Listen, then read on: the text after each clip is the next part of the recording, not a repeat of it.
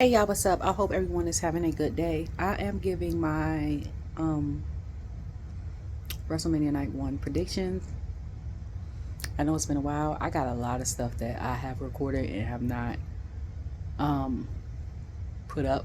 ADHD, being overwhelmed, this stuff has been kicking my behind. Okay, so for um, first of all, congratulations to Royce Keys for winning the Battle Royal. I will say this. You guys need to do better with Carmelo. And don't do Royce like you did Carmelo. I understand that Trick is gotten over because of his song, but honestly, as a performer, I feel like Carmelo's a better performer. Um, and we're not even on night two, but I feel like y'all are gonna give the United States Championship to Trick, and that's the only reason why y'all took it from Carmelo to give it to Sammy, because there's no way in hell that, no shade to Sammy, he's an awesome wrestler, but that Carmelo lost to Sammy, and y'all kept having open challenges ever since Dragunov and Sammy originally had the title, because y'all ain't had no story for him. To give it, especially after that match that Dragunov and Carmelo had in Raleigh, which I was there for, to Sammy, like, it didn't make sense. Second of all, okay, so United States WWE Championship, Cody Rhodes versus Randy. I feel like Cody would be better maintaining it, but I know because he's one of the quarterbacks of the company, I feel like him and Bianca are the main two. Liv has stepped up to be one. Seth is one. Dominic is one, because them five are the main ones that I see doing interviews all the time across all social media. You'll get Miz up there a lot too, but his transition mostly into like football season. But for the most part, every time I see interview, is them five, and the sixth person will be Rhea. I don't see nobody else on interviews like that. So for that aspect of the business, I would say that Cody should keep it. But also for that aspect of the business, I feel like Cody should not keep it. Only because if everybody works, say, an average of 150, 200 days, I know this man works 300 days. And not just, I'm not talking about just being on TV. I'm talking about all the press and stuff that he has to do. He has a newborn baby. He has, well, she's almost, what is she, about 6 months? 5, 6 months. He has another daughter. He has a wife. He probably gets it. And I understand that she gets it, but still, that's a lot of toll on your body to fly in and stuff like that. In the middle of trying to recover. Also, Randy, I think they said him being his 15-time champion, he'll be the only champion in history that has like the same type of title for 15 years. I don't know if that's true or not. I didn't really like him on John Cena when they first came out, so I don't know. Like when the Ruthless Aggression era started in 2002, I was like, they're trying to remix The Rock and Stone Cold, and it's not working. Like, not for me anyway.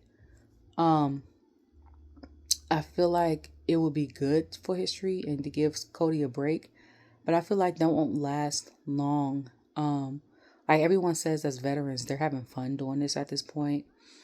I don't see Randy being a true heel the entire time that he is champion. You know what I'm saying?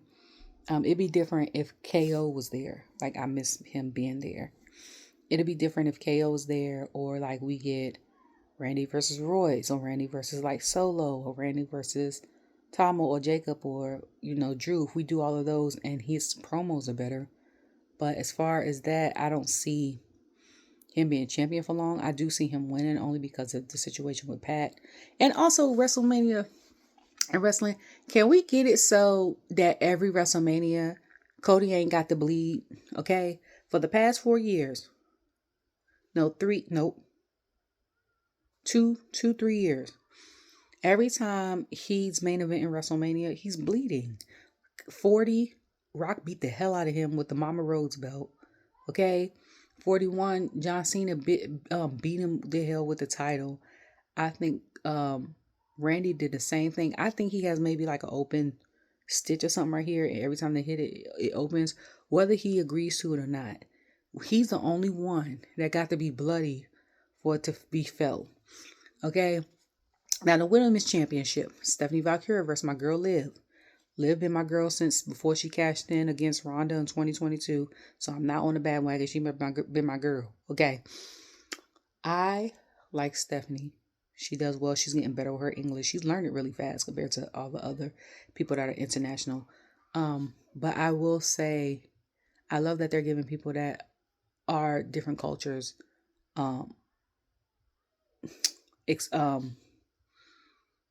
shots of having titles and gold and things like that, and they could do promos like how Shinsuke does his promos Japanese when he has a senator stir thing, and how like Asuka and Io and all of them do theirs in Japanese and stuff like that. They go from English to Japanese, and like Priest and Dom and Ray and all them do theirs in Spanish. Like, I'm here for that. This is my thing. Not unless you get someone that they're competing against, like with a translator in their ear, or have someone that's on the announcement table that might translate for us for like live shows or something like that. Or you get someone that they're up against that might speak in Spanish or French or whatever language they speak, and they can understand it. I feel like people that are champions like that is not going to get but so far. So with that, I feel like my girl Liv is going to win. People are saying that she's going to win. People think that Dom is going to turn on her. I don't think Dom is going to be the one to turn on her. I think that it's going to be Raquel. And I think Raquel's going to turn on her because Liv put her out during Royal Rumble, and she should have won, or she feel like she should have won or had a better chance at winning. So she did her wrong. I think it's a slow process of her getting her. Okay, Seth and Gunther. Seth is my guy. Seth said when I think he fought, was it Drew last year or something like that, when he was interviewing with Cole, that his dream match was Gunther. That's the only person on the roster that he wants to wrestle that he's never wrestled. And I'm glad that he's getting to do that. I don't know what the outcome is going to be for this one. I honestly don't know. Seth is such a good wrestler, and he mixes old and new school. And he does hella great promos. Gunther's promos low-key be funny as hell. He don't talk much. But when he talk, he put you in your place, okay? Gunther is very old school, 80s, 70s, 80s, maybe early 90s type wrestler. So I feel like wrestling wise, that would be the best match of the night. Honestly, for that night. And then, so I don't know I don't know. I do have a conspiracy theory that every time Seth wears white, he wears a type of green or like a gold or tan, he's winning. Whenever his gear, his pants have one of those three, he's winning. And I have been proven right every single time except for once. If he does not have one of those colors in his gear, he's not winning that match. Okay.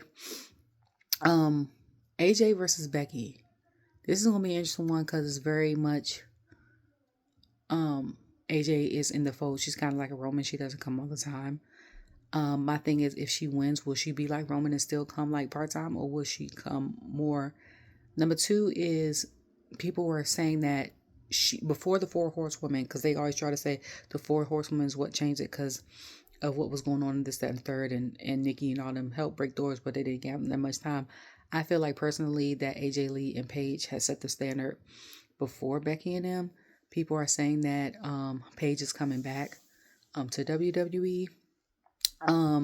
So it might be to help out Becky and then start like a feud with her and AJ again, which would be dope. But I feel like Paige has had more chance to have longer time in the ring because she used to be in AEW. I feel like AJ Lee and like the vets, like the Bella Twins and stuff like that, need to work on longer promos and work on keeping their stamina up in the ring for a longer period of time, because the time when they were in their prime, their first prime, because it's like their second one prime, they didn't get that much time. I also feel like AJ should retain, and I don't feel like I feel like she should retain because I feel like with her it's so many more possibilities for her to face other people. Like if Becky wins, like she could face, if the Bellas don't win, she could face one of them. She could face maybe like a Natty, maybe Maxine again, Stephanie will live, whoever, Raquel, stuff like that, which is cool. And she's probably wrestled almost all of them already. Like AJ hasn't. So this gives her opportunity to get familiar with other girls in the ring. Now, one of my favorite matches of the night is the women's 4-way tag team championship, because y'all know I'm here for the girls and I'm here for the factions and the tag teams. So it is Lyra and Bayley versus Charlotte and Alexa versus Liv and Lash. Nope, sorry. Nia and Lash. Lash is about to become my sixth girl. Okay, versus the Bella Twins. I feel like the Bellas would be cool as a tag team. But honestly, in all honesty, I don't even want them to win. I feel like, and most people say the chase is better than gold. I feel like Lash and Nia could retain.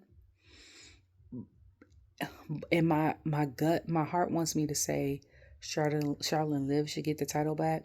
But I would not be mad if Bayley and Lyra get the title. Bayley hasn't had gold for, was it a year or two? 2 years? Or a year ago? When did she fight EO? Was that 2 years ago? And Lyra hasn't had the IC championship since she lost it to Becky. So Alexa and Charlotte have recently had the tag team titles, and I can't even remember when Nikki and them had the championship since they were Diva champions. But it will be interesting to see how they retain if they win, because their styles are so different. Like, Bayley is such a grounded, old school type wrestler, like a Gunther, like a Natty. They're not going to do too much high flying. They're not going to do too much of the, what y'all call, not finisher moves, or what's the other one, signature moves and all that. They're going to have a couple, but they're going to get down to the basics. And Lyra has a little bit more flair with her, and I was concerned when she didn't have the title, when she fought Becky the first time, that she wasn't great on the mic, because I was like, why did they call her up? But when she had the second one, I was like, when they did some more promos, I said, oh, okay. I was like, we cooking with oil now. Okay, I was like, now I can see why they call her up. And then, so I'm looking forward to the girls. I'm looking forward to Seth versus Gunther. So the 4-way tag team match, Seth and Gunther. The unsanctioned match is the one I'm looking forward to the most. Okay, Jacob is my guy, and he has been my guy since MLW. Okay, I've watched all his matches and his promos on YouTube before I knew he was even coming to WWE. And honestly, shout out to Muscle Man Malcolm. I think he's a part-time wrestler, but he's mostly like a content creator for wrestling. If it was not for him, I wouldn't even know about Jacob. I found out about Jacob on accident. Like, I was looking at an interview with him and Solo, right before Solo got signed in NXT, and then he kept showing up in my algorithm. And then it was like him, Jacob, and I was about to call that man by his real name. I say Isaiah, Zilla, and then like his other cousins. You know what I'm saying, like Lance and all them other stuff. And I was like, who is this Jacob dude? So that's when I end up going down the rabbit hole. But that's the match I'm so familiar, because both of these guys are so good. They've been bleeding. They've been at it. I honestly thought it was going to be a triple threat match with Jacob, Drew, and Sammy. Excuse me, or Jacob, Drew, and Cody, or a fatal four-way match with the four of them. Excuse me. I honestly think that would have been better. Like, they could have low key gave Cody, they could have low key gave Randy the title, had him face somebody big like a Royce Keys or something, even though it's his first time, or face like a Solo and retain, and then had that fatal 4-way with Cody, Drew, Jacob, and Sammy. And it could have been, even though we've seen this in NXT for the NXT fans, Carmelo versus Trick. We could have ran that back. Okay? That would have been me personally. I don't know. I want to say my man Jacob is going to win this, but we know Drew is hella hilarious. Like, he's one of the reasons why I live for wrestlers on Twitter. Okay? Like him and Chelsea, and it's always close, but when people vote for on the Slammies, but Drew take it home every time. And low key, if KO is still wrestling, which I miss him, and I miss Piper and Bianca real bad, but if KO might take it with the car interviews, but I was here for it. Also, because I'm here for the factions and the tag teams, it's a 6-man tag team match versus the Vision, and IShowSpeed, and they showed him training. My son was like, they showed him, and then Randy had RKO'd him, but they showed him working in the gym and stuff, stuff like that. The Performance Center versus the Usos and LA Knight. So we got the Yeah Yeet movement versus that, and call it, say what you want. And y'all can't even call Logan a part-timer. Y'all can't even call him an influencer no more. That man is a wrestler, okay? He's a wrestler that so happens to own stake in Prime and be hella rich. But this man is a wrestler. I watch his vlogs from the Mondays, and I don't know any of the stuff that happened prior to him being a wrestler. Like, I was not one of them. I'm not of that age to follow him and stuff like that. Honestly, I'm not saying I could care less, but I'm based on him being a character and a wrestler. He is hella hilarious to me, and because he has a lot of dry humor, and because I know how to separate Logan Paul, the wrestler, from Logan Paul, the person, the wrestler is crazy. The person is hilarious. And like when he did an interview on was it First Take with Stephen A. Smith, and talking about it was 3 a.m. and the other 2 people and stuff like that. Like, I'm like, that's the wrestler. And then people in the comments talking about something, well, of course, because he's a jerk. Then I'm like, you can tell you don't watch wrestling. Like, this is his persona. Because I'm like, if you watch his vlogs and stuff, which I like, I like celebrities and like wrestlers having vlogs and stuff. I work in production at my church, so I'm here for the unreal. I'm here for the behind the scenes stuff like that. But I love when people do and stuff like that, because it gives you an insight to kind of who they are, and it humanizes them. Like, they're great at what they do, but they're human at the end of the day. Like, all the creepy stuff of people like following people, asking for autographs, stuff, they're missing their flights or sending stuff to their house and stuff like that. If they have a PO box, it's weird and crazy and all the things. Like, it's different if you see them maybe in a hotel and you're with your child and you be like, hey, I know you're busy, or you see them in the elevator, like, can I please have a picture? But like, if they out like with their family, if it's late, like Punk said, if I'm walking my dog, I'm not Punk, I'm just Phil. Like, I walking his dog, and all the other things. Before I get to that, it's also very crazy how every sport is such a niche thing. Because if I didn't start watching wrestling, it'd be 4 years for me this month rewatching wrestling, because I used to watch it on and off. Like, half of these people could walk past me on the street, all of them, mostly all of them, I wouldn't know who the hell they were. Like, I would be like, why are all these people following them? And they'd be like, oh, that's such and such. Who? I'd be like, who? Like, for baseball, I know I like certain teams. I don't know none of them players. If they was to pass me on the street, people would be like, oh, I don't have a clue. Okay? That's the good thing about fame, in a sense.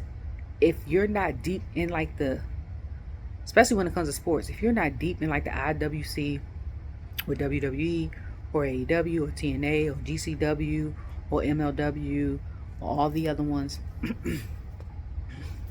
those are the main ones. New Japan Wrestling, Stardom, all the AAA. Like, if you're not deep Lucha Underground, you ain't gonna know who these people are. Okay? You gotta watch at least for 3 months to recognize the people's like themes and their names. And I've been watching for 4 years and I still don't know some of these people's themes. Okay, but I want to see how that goes, especially with them having Paul Heyman on the side. And I don't know if Bronson Reed is back from not being injured, or Brock or Breaker is back, because if one of them is back, Usos and them is definitely not winning.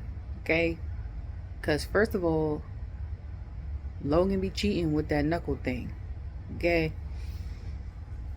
LA Knight them big as hell. But who was it?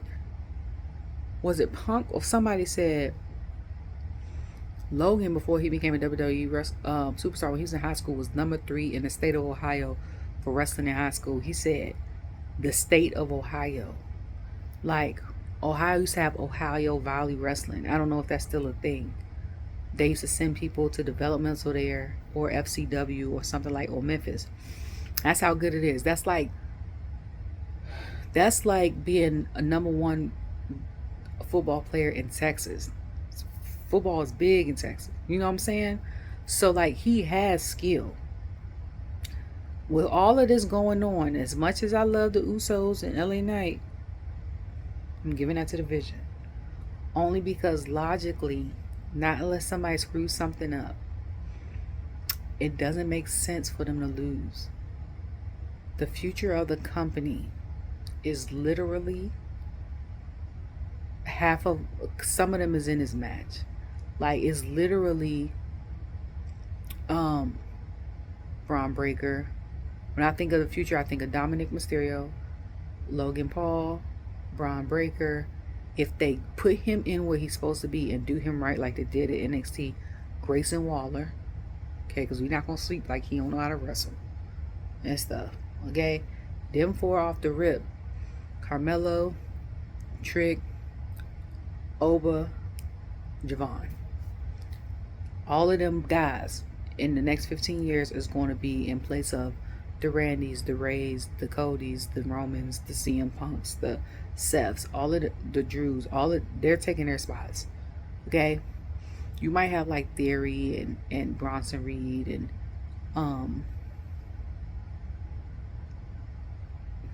Royce, depending on how they do him in 6 months. And some of these other guys is like a mid card heavy, but them guys is definitely gonna be top stars. Okay, so I'm anxious to see what will happen. I don't know what's gonna happen. It's 6:06 right now, so I had to pause ESPN to make this video because I forgot to do it for predictions video. So that's my prediction for night 1.